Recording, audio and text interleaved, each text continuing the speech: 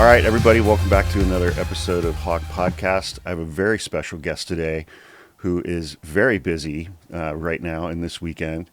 And anybody who's followed me for the last couple of months will recognize my friend Zee from nationalgroundgame.com.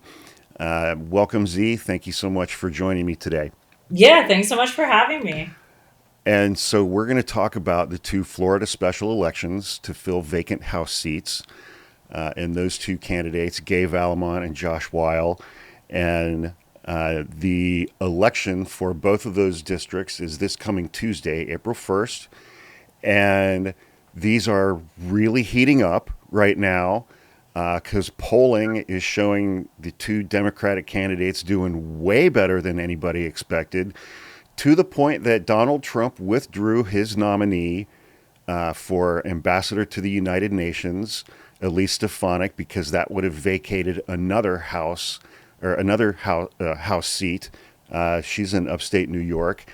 And so Republicans are running scared from these elections. Zee's been working and organizing on the ground for these two districts. Tell me what your thoughts are heading into this last weekend, Zee. Well, definitely unexpected. That's to say the least. I mean, just to give everybody sort of a roadmap of what these districts look like and sort of where we started versus where we are now. So Josh Weil's district is District 6. That's outside of Orlando, which sounds like it would be like a very, obviously Orlando's Democratic, right? But far enough away from Orlando that it is not Democratic at all. There are some very, very rural counties in Josh's district, Putnam County. A lot of these are not the usual type of counties that we're used to, suburban. These are very spread out counties. And traditionally, Republicans have not campaigned in that district really at all. I mean, there's been very little fundraising over the last decade in that district. It is just not considered flippable. Gay's district is up near the Alabama border, so even less flippable. We're talking about 20 plus 30 Republican district.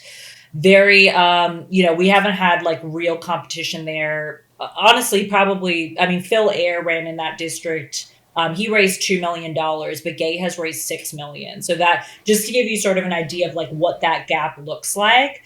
In Josh's district, I don't think a Democrat's even hit $1 million. He's raised $10 million. So I saw that number and I was blown away.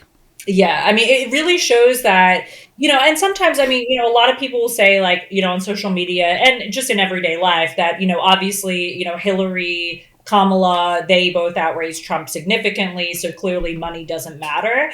But comparing it to a congressional race, you can't really make those comparisons, right? Because $10 million in a congressional race is massive. That is the difference between winning and losing. Well, and the thing that stunned me, so Josh's opponent is a guy named Randy Fine. He's in the state legislature. Mm-hmm. And I think, can be objectively described as a lunatic. Yeah.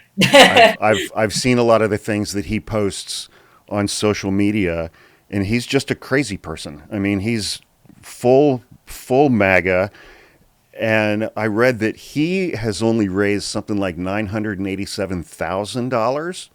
Mm-hmm. Yeah. And Josh has raised 10 times that amount.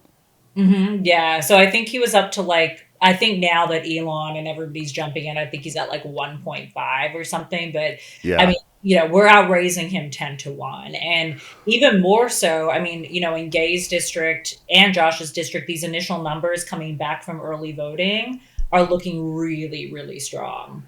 Okay. So early voting is underway. How long has it been underway in these districts? I want to say at least a week, I want to say, maybe even a little bit more than that. And so there's also the absentee ballots coming in. So we have early voting and we have absentee ballots. So clearly, obviously, Democrats usually vote earlier than Republicans. That's, everybody says that. We all know that.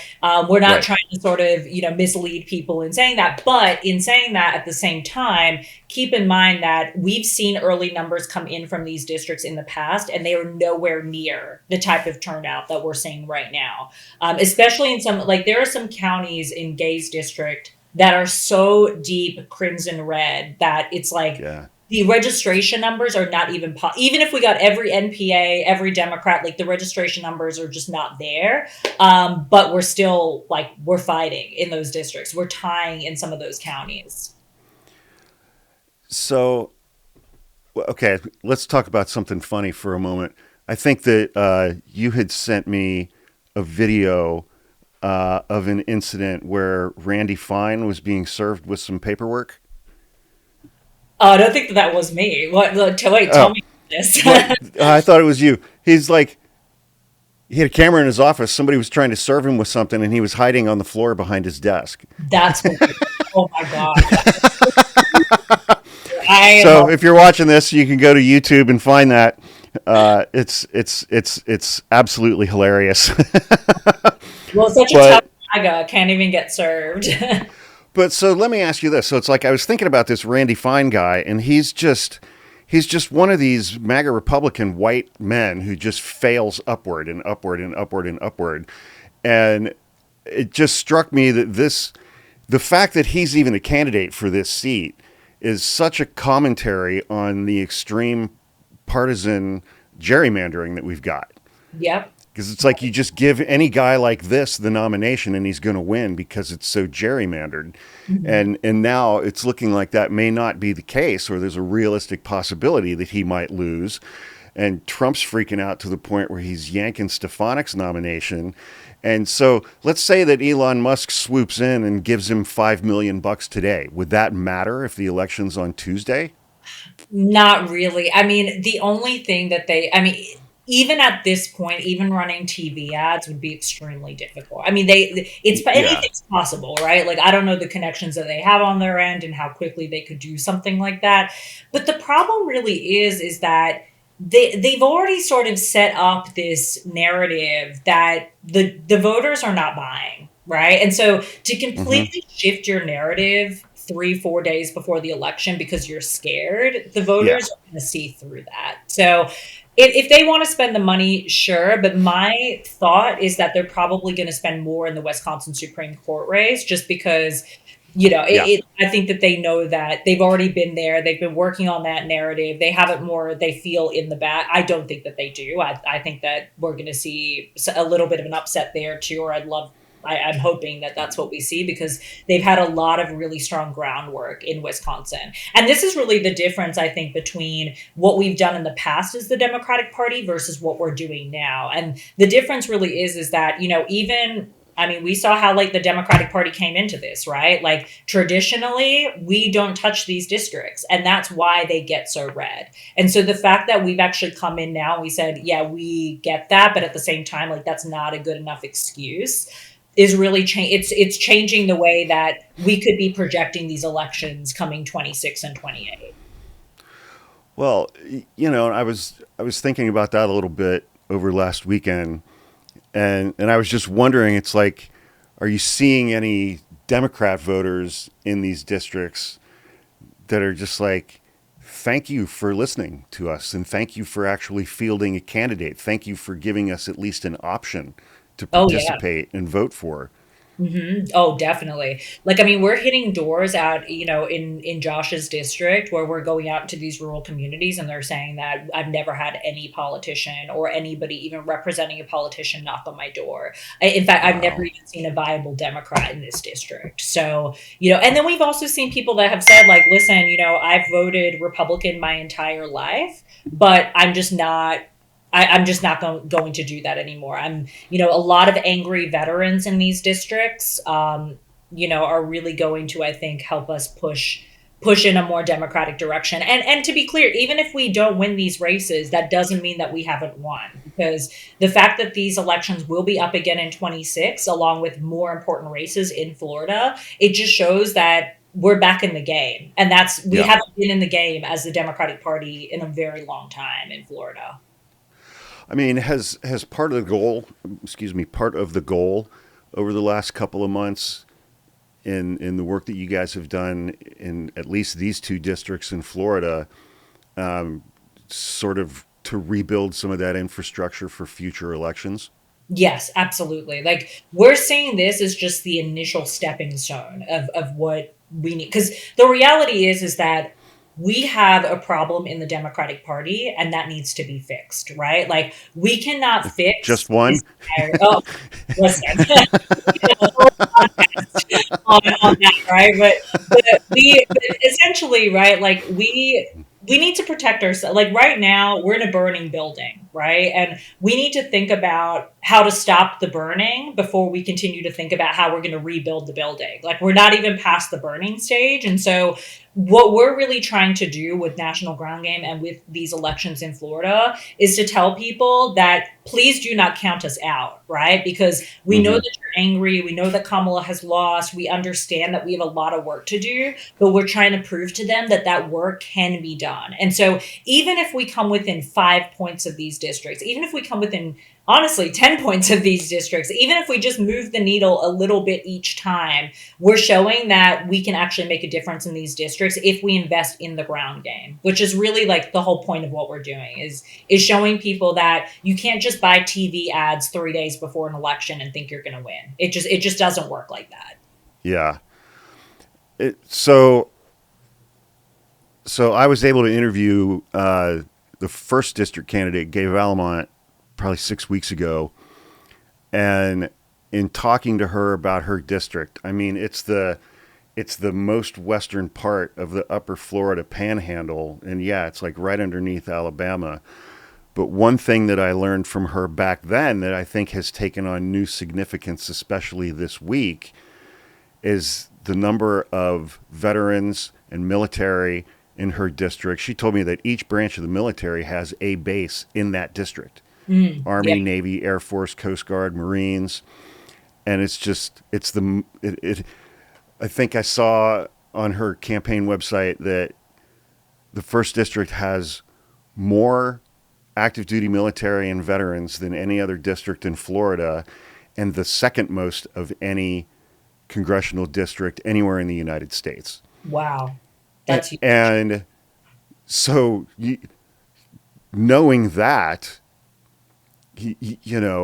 and what we've seen this week from Pete Hegseth and Marco Rubio and Tulsi Gabbard with this text thread situation, I mean, have you guys seen anything on the ground? Is any of that stuff landing with veterans in either of these districts? And one of the guys, the guy who started that text thread, Mike Waltz, and invited the senior editor of The Atlantic to join that text thread, was the incumbent congressman in the 6th district where Josh is running. It's just like the connections for all of this stuff is insane. Yeah, it's basically like the TV show was like written for us, like to be the protagonist in this. Like they're just like doing the work for us, which is great.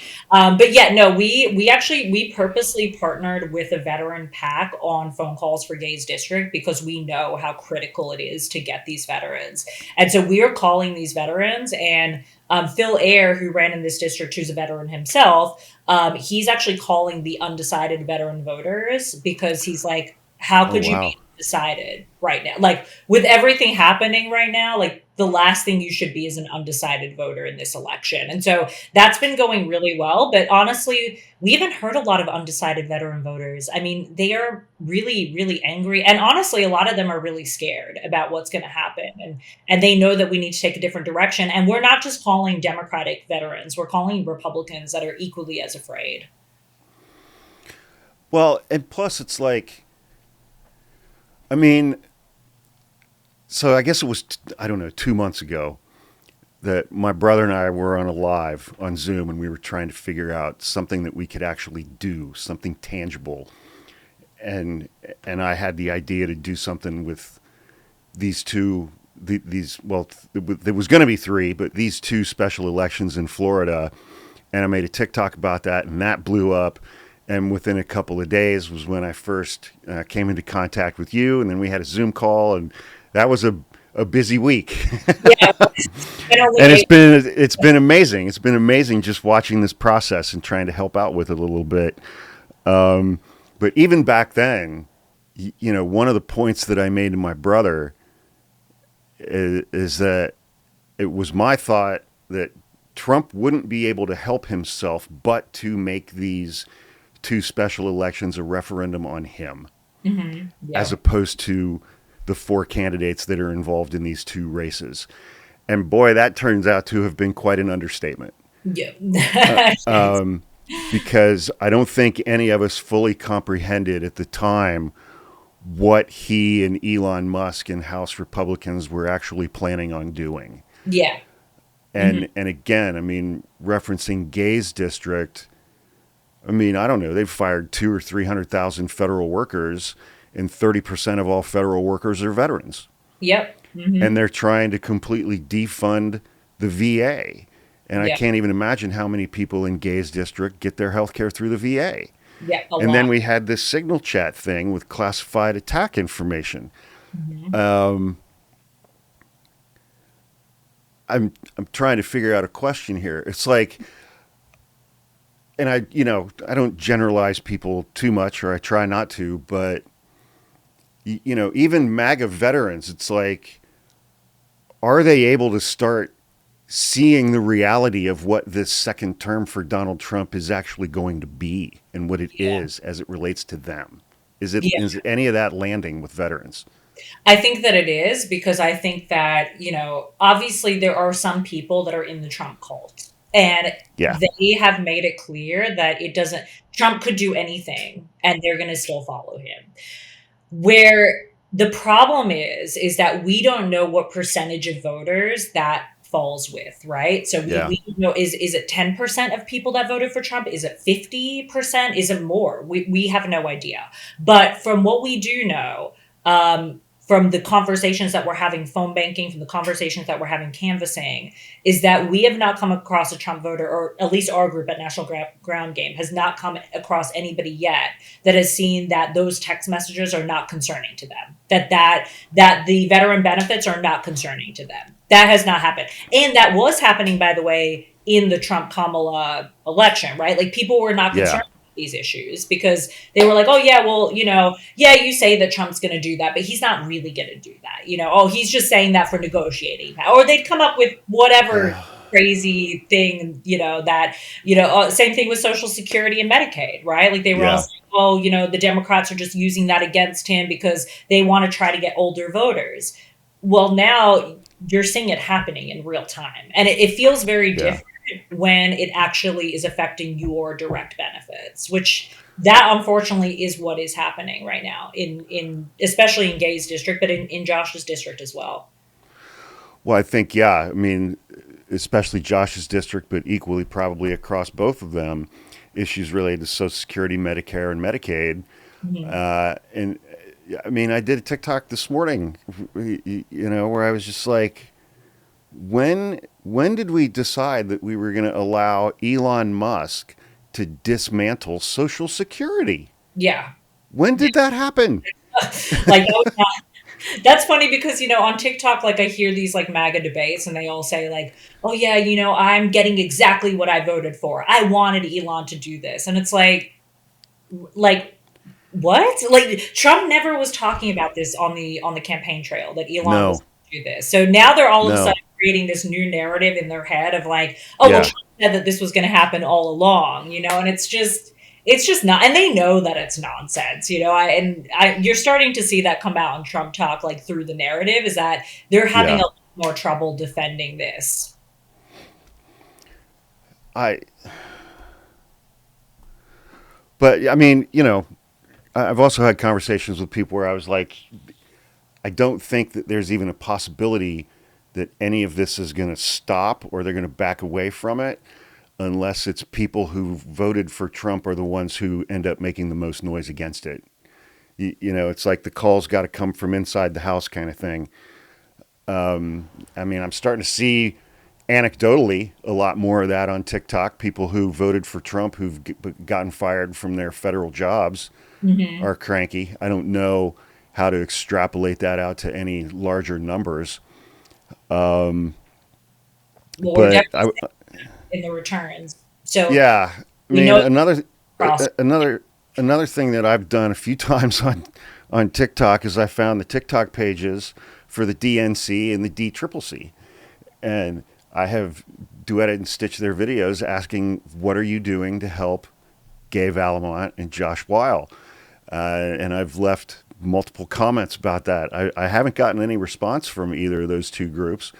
Has the DNC or the DCCC done anything to help you guys with these two elections? So they just came in, I want to say a few days ago, right? And Is that so they can just take credit if you guys win? probably, but Wow, man. it's like I've been working in inside and outside of the party for almost 15 years at this point, and Yeah. I sort of see the same thing. And of course, like cycles change, things change, right? But overall, it kind of is the same like pattern, right? And the pattern that we see is that people count out these deep red districts. And so they count them out. And so they can't get talent into them. And then they can't get talent into them. And they become progressively deeper and deeper red because of that. Right. And then the narrative always becomes, well, we don't have capacity to help everybody. So we should just focus in on these purple districts. Or we should just focus in on whatever. Right. And so the problem with that is that narrative was fine in Obama 2012. Okay. Like, it was fine because sure, like we're building up democratic power, but we're not faced with fascism. Like Obama's the president. So, but now the problem is that we're running that same tired playbook with Obama operatives, by the way, because a lot of those people from Obama 2008, when they created Facebook ads, and that was like the biggest thing of the moment, and they're still thinking it's the biggest thing of the moment. Right.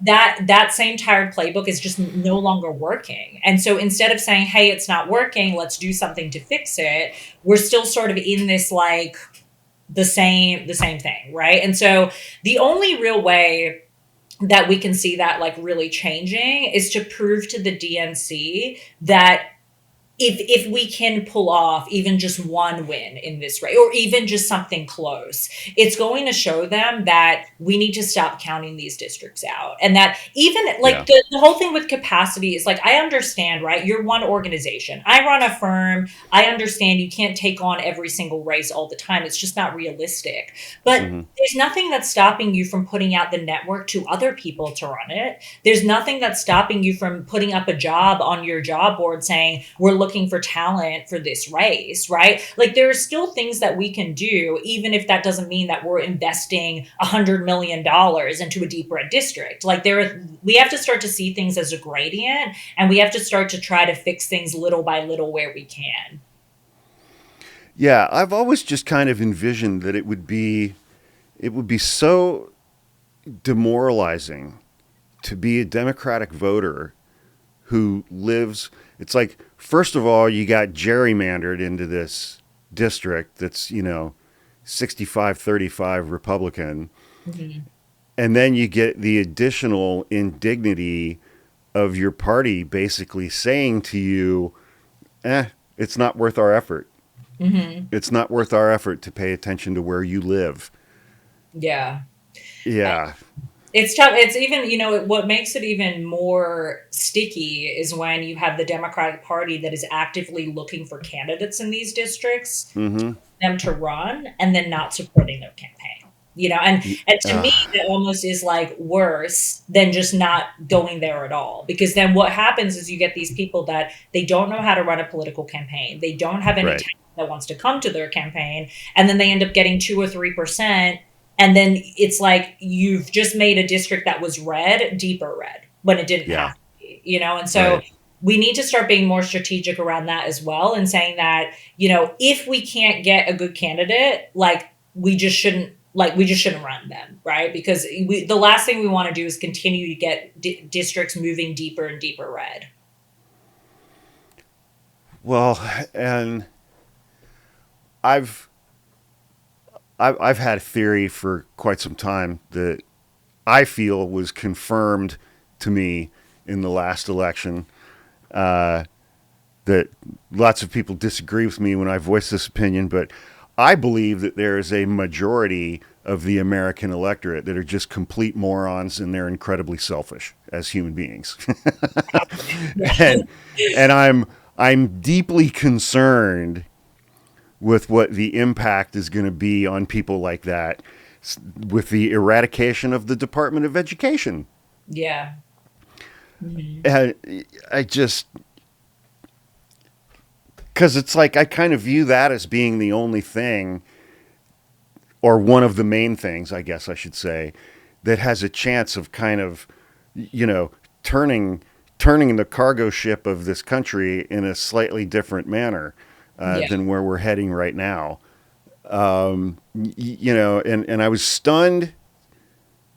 I was surprised, but not surprised, to learn that 23 of the 25 states that receive the most funding from the Department of Education, 23 of those top 25 are red states. And Mhm. they're all going, yes, take that away from us. Take that away. They're cheering for it.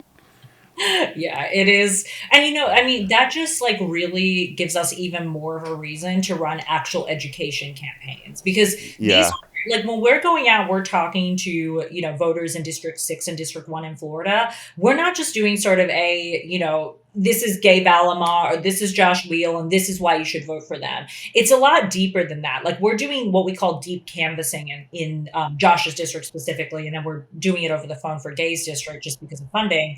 But it's more of a conversation around like what are the issues that you care about and trying to really sort of yeah, drill down into why aren't you participating in the system, because most of these people surprisingly are just non-voters. That's our biggest problem isn't that's necessarily crazy. converting. Yeah, like everybody says like, oh, you're gonna have to convert X amount of Trump voters. And it's like, we really don't. Like, we really Yeah, actually could ignore them and just go after every person that has no interest in our political system. And we could absolutely destroy them if we wanted to.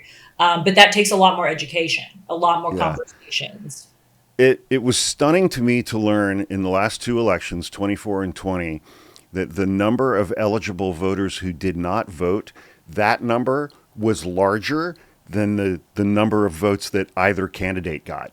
Yeah. Hmm. I was Yeah. just like, what, huh? Yeah. But you just mentioned deep canvassing. I've got your website up on my other screen here, nationalgroundgame.com, and that phrase appears on there. I wanted to ask you what that phrase means, deep canvassing. Yeah, so deep canvassing really, so when we talk about canvassing in elections, usually what people mean is that we just call it GOTV canvassing, which is get out the vote, which essentially what that conversation looks like is, hey, Hawk, I'm at your door and I want to know, are you voting for gay Valamont or are you not voting for her? That's the extent usually of the conversation. Mm-hmm. We might go into a little bit of persuasion, if you say like, oh, I don't want to vote for her, we might try to give you a little pitch. But essentially, like our goal is to just get from voter to voter and figure out Yeah. like where we stand in the election. What we are doing in deep canvassing is actually sort of like the inverse of that. Like we're actually not really even talking about a candidate at all. What we're really doing is we're trying to figure out what the deeper issues are, and we're trying to drill down on those issues to see, and it could look different for everybody because some of these people might be Trump voters, they might be non-voters, like Sure. whatever that looks like. But our goal is to try to figure out ultimately why are you not participating and how can we get you to understand how important this is and to participate. And typically the way that happens is us doing a lot less talking and letting the voter really open up about the deeper reasons why they might not be participating. And usually it isn't just sort of oh, I just like never thought about that. It's usually not. I mean, some people, yes, like it's that simple and it's like, okay, well, Yeah. you're going to have to do it. But typically it's usually because they are, disenfranchised. They Yeah. don't feel like their vote matters.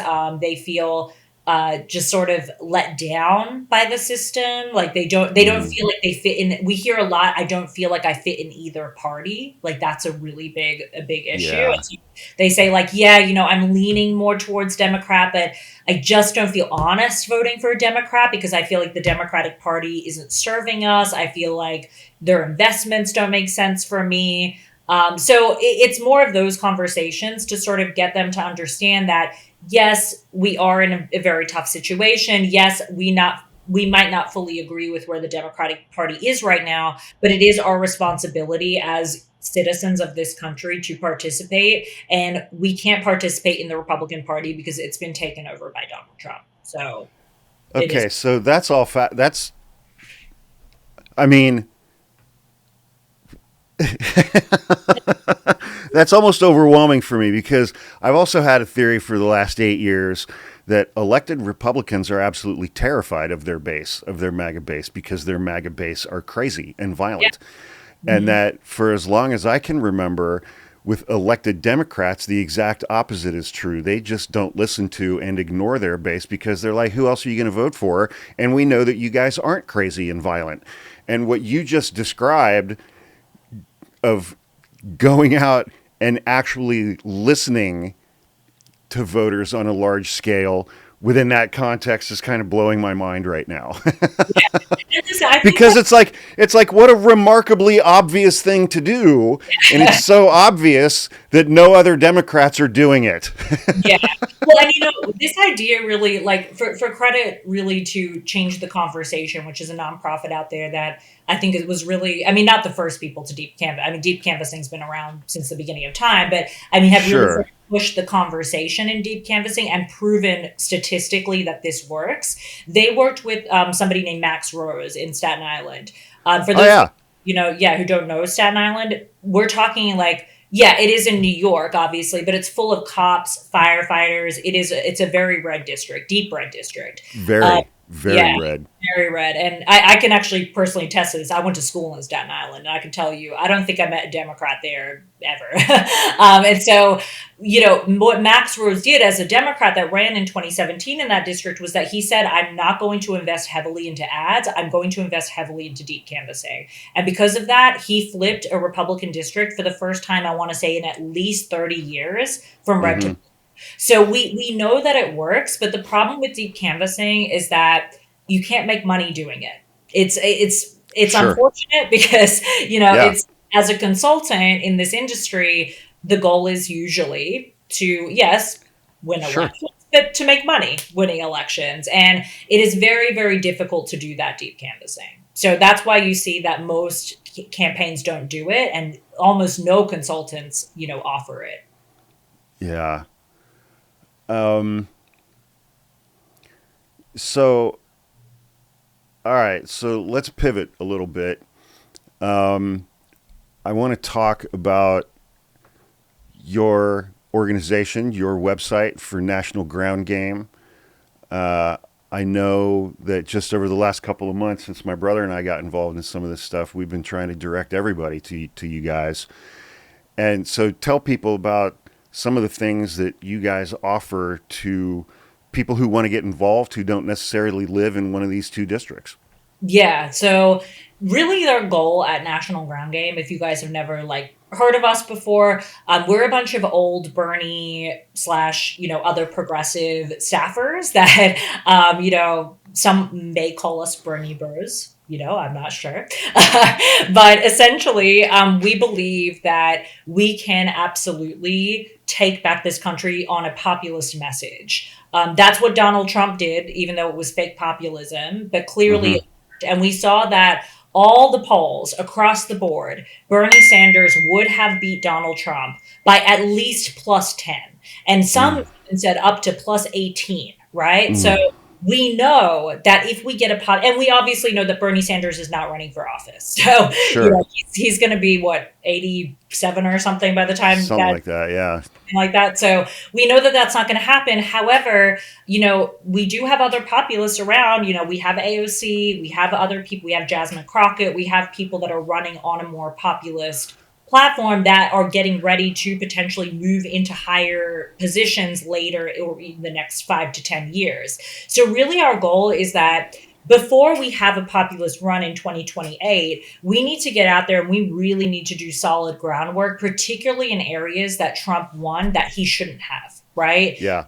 Places like Virginia that were like scarily close to turning red, which has never been a Yeah. red state. Yeah. States like that are showing that we have not put in the groundwork that says that we are even close to being ready for a 2028 presidential run against Trump. Which, by the way, could very well happen. I mean, Trump has made it clear that he may be looking for a third term. So, and even if it's not against Trump, it's going to be against somebody that's equally as dangerous. So Yeah. we need to get out there. We need to get the groundwork moving right now. So we are working on select places that we think we can move the needle significantly. So what we're doing is we're putting up those opportunities on our link tree and on our website so that we can have people call into those places, send postcards to those places, maybe even, in some select areas, get out on the ground and canvas in those places. So that way we can really start to actually shift and change things before we end up back at 28, where we're already starting as the underdog. Okay. All right. I want to ask like more of a kind of philosophical question, I guess. It ties into what I was saying earlier about elected Democrats kind of ignoring their base. I mean, I think we saw such a tangible example of that a couple of weeks ago with Chuck Schumer, Oh yeah. Mm-hmm. and the government funding bill. But you mentioned 2016 and Bernie, and I remember so palpably in the 2008 primaries between Barack Obama and Hillary Clinton, and 2016 between Bernie Sanders and Hillary Clinton, and just and some of the things that I've seen Nancy Pelosi do this term relative to which Democrats went, leadership positions on committees, which she did to AOC on oversight. I mean, it's like, and I've lived in San Francisco for almost 25 years, and this absolutely permeates San Francisco politics as well. It's like certain Democratic politicians that are like, no, it's my turn, as opposed to actually competing for things. It's like it's my turn. I'm entitled to this position or whatever, or this candidacy. And it's like, I mean, how do we break something like that? I think we do it in the primaries. I mean, that's really like where, and part of our problem is that, we have not properly organized in the primaries or taken primaries necessarily as seriously as we should. I know right now that if Nancy Pelosi is your representative, that Saycott is running against Nancy Pelosi. Saycott was Yeah. AOC's old chief of staff. Zach Exley is actually running his campaign. Zach Exley is an old friend that I've known for many, many years, that has worked with Bernie, that has worked on numerous other races. In fact, worked on politics worldwide. And so we really need to focus in on the primaries, and we need to start like putting not just our money where our mouth is, we need to start putting our action where our mouth is, because, everything that happens online is great, but that needs to somehow translate into calling direct voters. That needs to translate into getting out and canvassing. It needs to translate into that direct voter contact. And that's sort of been the gap that the Democrats have not filled, where the Republicans are filling aggressively, right? Like the Republicans have figured this out to a T. They set up people like Charlie Kirk and Candace Owens and Aiden Ross and Fresh and Fit, and they do all this to make that pipeline, right? And that pipeline has worked, because the reality of the situation is, if it didn't work, then we would have won the young person vote, and we didn't. We didn't win people, right? That is still stunning to me. It's stunning to me too. It's but stunning. It hurts, because it feels like, well, young people should always vote Democrat. They always have voted. Like, why should they not? But they're not, because we have not invested in the online infrastructure that has transcended into the real world infrastructure that they've been able to do. And that pains me, because the reality is that if you look at all of it, now that I'm like deeper into TikTok and I'm really understanding it for the first time, we have the talent there. Like, it's not like the talent doesn't exist, right? Like, in fact, I would argue, and maybe this is bold of me, but like, I would argue that we have more followers and more talent on the left side, but we don't utilize it in the way that connects to campaigns, that connects to the real world, that the Republicans are able to do. And that's a big goal of National Ground Game too, is that we are going to connect those pieces. That is a big goal of ours this year. Okay. All right. I'm going to wind down a little bit here. So I just want to tell everybody watching this, please go to nationalgroundgame.com. this is not just about these two Florida special elections. It's about getting ready for the midterms a year from November. And I want to strongly encourage everybody who sees this to go to that website and get involved and start doing the kind of work that Zee has been talking about for the last 40 minutes. So just to wrap things up, Zee is, it's lunchtime on Friday, March 28th. And the special, early voting in these two districts is going on now in Florida. Election day is in 3 days on Tuesday, April 1st. Is there anything that people can still do to help? Oh, yeah. Listen, this is like, we're in prime time right now. So, you can canvass if you so choose. If you're in Florida, that's something that you can do. If you can canvass, please go to our website, sign up to do that. And also, because it's so late, you might not get an email. So please also reach out to me. You can DM me on TikTok if you want to canvass. My at is Z to the Hill, or it might come up as my name, which is Z Runs Campaigns. So please DM me so I don't miss you. And then the other thing, the most important thing right now is phone banking, and more phone banking. The more calls that we make, the more people that we are seeing a direct correlation between the calls that we make and the counties that are turning out. So remember that one county right now in Gay's district, when I looked at it yesterday, was down to the exact vote. We were literally tied by the vote in that county, which means that your one phone call could actually tip an entire county. Not to put pressure. I'm not trying to put pressure, but that's in Matt Gaetz's former district that he won by 30 points in 2024. By 30 points. Bonkers. Yeah, it was that is bonkers. 1587 to like 1587, and then there was like 200 NPAs in there, right? So like that's how close we're talking. So if you want a phone bank, go to you can either go to the website. Again, if you go to the website, you might not get contact for a day or two because it's on like a day or two behind cycle. So the fastest way to do it is to go to the link in my bio.